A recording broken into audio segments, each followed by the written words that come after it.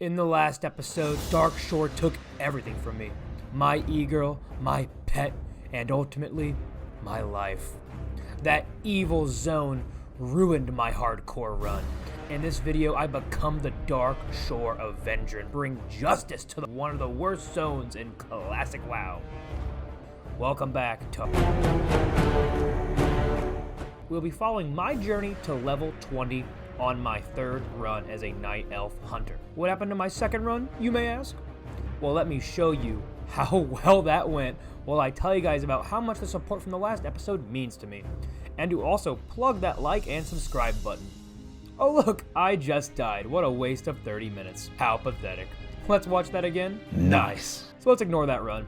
But before getting into my current run, let me mention the rules, because I didn't really talk about them much in the last one. So rule number 1, don't die, duh.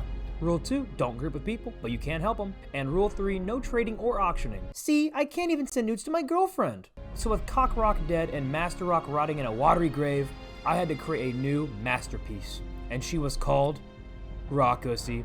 Yeah, I know, the names are getting worse. Now, I'm not gonna show you guys my first 10 levels of this run. If you guys complain, I swear I'll steal your lunch money. Just go back and watch the last video if it really bothers you. I just sped through the area while watching Cutie Cinderella's Great Streamer Bake Off, which I highly recommend. I didn't want to do a copy-paste of the last video, because that's what the experience felt like. So here I am in Darkshore, the zone that killed me last time, with my new, tankier pet by the name of Salem. We were ready to avenge our past life and beat this Darkshore obstacle to reach level 60. So I did the Darkshore quests. I killed more imps, killed more satyrs, and got scared off by my friend following my Twitch channel. Subtle plug. I also killed more murlocs and more moonkin to get that sweet, sweet level grind. Until finally I found a rabid thistlebear, the creature that killed our glorious hero, Cockrock. They were like animals, so I slaughtered them like animals. Cockrock was avenged, but my score was not yet settled. I did enough quests in Darkshore that I was underleveled and getting close to dying way too many times for comfort. So, to be able to fully avenge my past life, I had to leave and grow stronger. I decided I wanted to travel to Westfall and do some easier leveling. But just like John Cena and Randy Orton's 2009 feud, my beef with Darkshore was far from over. But that brings up the question, how do I get to Westfall? The main way of doing it is the boat from Darkshore to Wetlands and then walking through 3 zones to get to Ironforge and taking the subway to Stormwind and then finally walking to Westfall from there. This is a scary and time-consuming walk.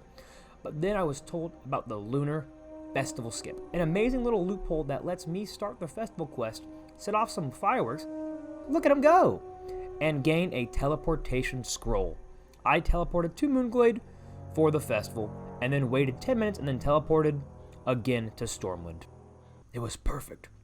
The lunar skip honestly saved me over an hour of time and the risk of dying from a journey in an overleveled area, like that pathetic Master Rock who will never be mentioned ever again. So I explored the city of Stormwind and then set off for Westfall, but the problem was I didn't heed the warnings. Through my time in Darkshore, the guild was warning everybody of a horde griefer who wanted to fuck on me. Our little server of Bloodsail Buccaneers is a RP server, but with some griefing glitches or an accidental right click, you can get flagged for PvP and the run could be over like that. And as I walk out of the great city of Stormwind, from behind like I was your mother from last night, I got sped over by an orc named Anti-Grief. How ironic. The quickness of something appearing right on my computer screen made me jump, and I tried to move my camera to get a better view. In doing so, I accidentally right-clicked on the very high-level enemy who was flagged for PvP. So I did the natural thing, and I ran. In like a movie scene, Anti-Grief turns around, laughs at me, and sprints after. Me being half his level and not in the mood to lose all my progress, begged him for mercy. But in a cool way, though, not pathetic. Oh, no. At first, he seemed not to care. Maybe it was the language barrier. Maybe it was something else. But somehow, somewhere, an angel whispered in his ear, telling him to spare me. And I will forever be grateful. He laughed me off like I was some dumb child, patted me on the shoulder, and then rode his wolf off into the sunset. I then spent the next 15 minutes of my life waiting inside Stormwind, trying to figure out how to turn off my PvP mode to make sure that I was 100% not flagged for it anymore. With that being done, I slowly crept my way towards the illustrious town of Goldshire. I eased my fears on some 2-bit hose that the tavern was famous for. I even did some ERPing with some old-ass copyright infringement, which is a preview for another hardcore run that I have planned in the future. And then I continued on my journey to level 60. I completed a few quests on the edge of Westfall, which the task involved me killing a Null Elite for some sick loot. Normally it would be hard, but I was way over leveled, and I had the helps of friends. I even entered Westfall, culminating in me almost dying over and over and over again. I had so many close calls in this area that it was not even funny. But long story short, for Westfall, I killed Gnolls, Defias Brotherhood members, and a bunch of killer farming equipment. Then I left for my final stop on my Rocky Balboa training montage. The zone of the Red Ridge Mountains. I killed spiders and boars and carrions, oh my! For the Cook of Lakeshire. I also continued the human love for Gnoll genocide by thinning out some of the gangs. I even did some dirty crime boy robbing from the Murlocs.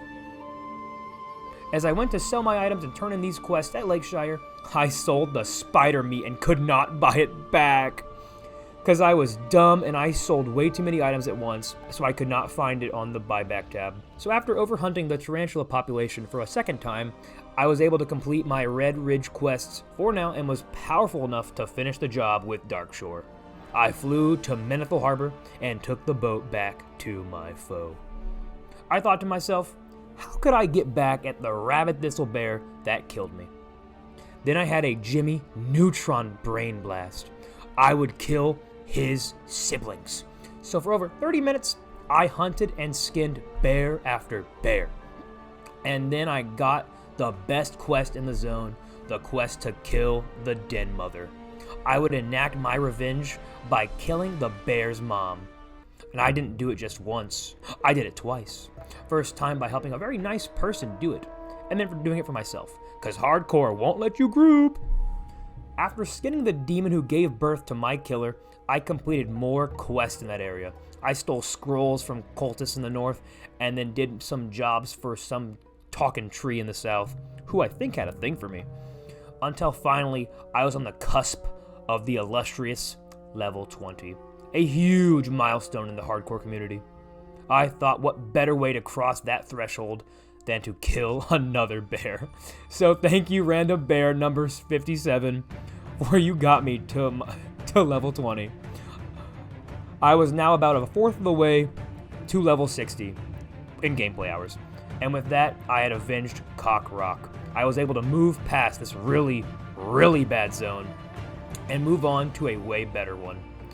Ashenvale was my next stop on the road to level 60 in hardcore classic World of Warcraft. Thanks for watching. Join my Discord! I play well.